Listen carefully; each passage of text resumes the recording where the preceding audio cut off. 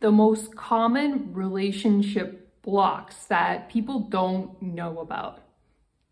So I'm going to tell you today about the most common relationship blocks that appear like the opposite is true.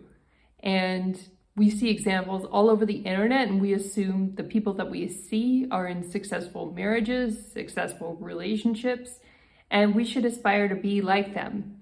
However, it's not telling the whole story. So I'm going to start with belief number one. That's a block to you getting a relationship that appears like it would be a success principle. And number one would be the belief that you think you need to be skinny to have a relationship. Nothing could be further from the truth. There are all walks of life out there, and there are many different types of people. Now, if you're not skinny, what might be true is that you probably aren't going to pair well with another really skinny partner.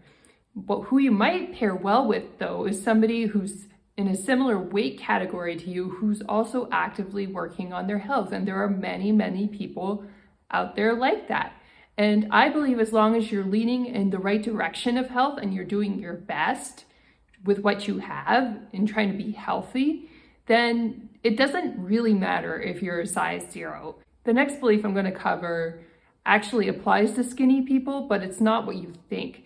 And some skinny people believe that the more pictures that they post online, the more likely they are to get into a successful relationship. And I'm talking about sexy photos or very obviously modeled or staged photos. This is also not true, and it is not helpful to get into a relationship, but people believe that it is. Why do people think that way? It's because it's all over the internet, and these people who model and pose in really sexy clothing get a lot of DMs. But the problem with this strategy is it doesn't actually lead to happy, healthy relationships, because the people who are contacting people like that are just looking for sex. They're just looking for short-term flings. It's like signing up for a dating site and say, hey, I'm open to hookups. It's exactly the same. People assume that these people are getting a lot of attention and therefore they're going to get offers for serious relationships. And that's just not true. And the interesting thing is, you not only not need to be skinny, you don't have to post photos of yourself online on social media at all in order to be successful. We might see people like celebrities online and assume that they're successful in their relationships, but that's not always true. Think about the celebrities that have high divorce rates. There's another example of what we think is success in our minds in terms of relationship doesn't always translate to success in real life. Now, the third belief that people think that they need in order to get into a happy, healthy relationship is that they need to have XYZ education, that if they don't have a good enough level of education, they're not going to pair well in a marriage or partnership. They're not going to succeed in life. And that's just not true. There are more and more examples out there of people on the internet who are succeeding and killing it in their businesses, and they don't have much past a grade 9 education.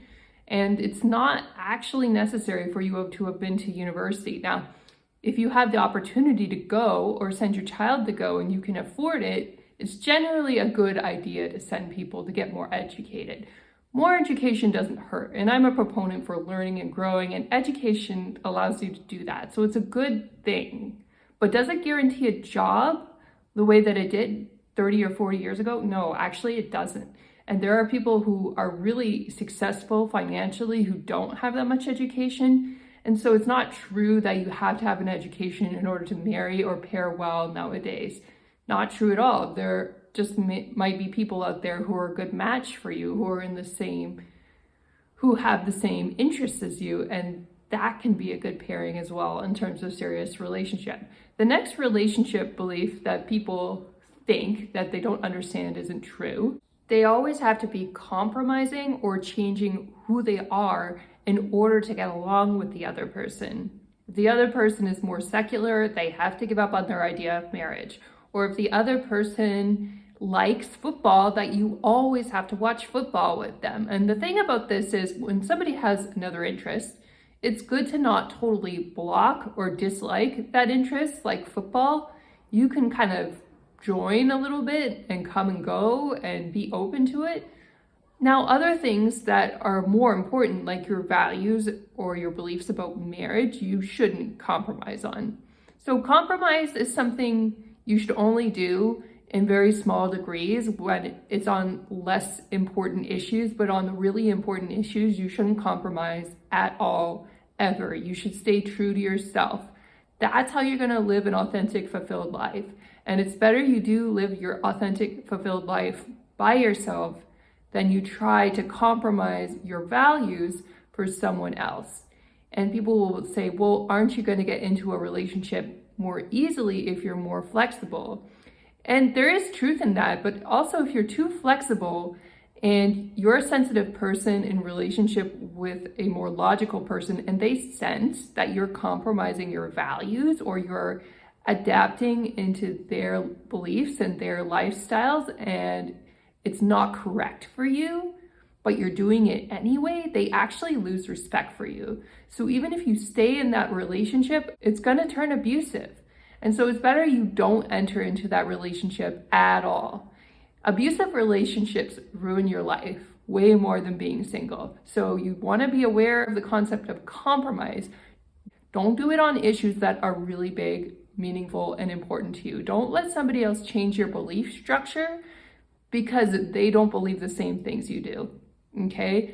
Stay true to yourself and don't abandon that throughout your whole life. It's okay to evolve. If you genuinely have a change of heart and a change of beliefs, that can happen over a lifetime.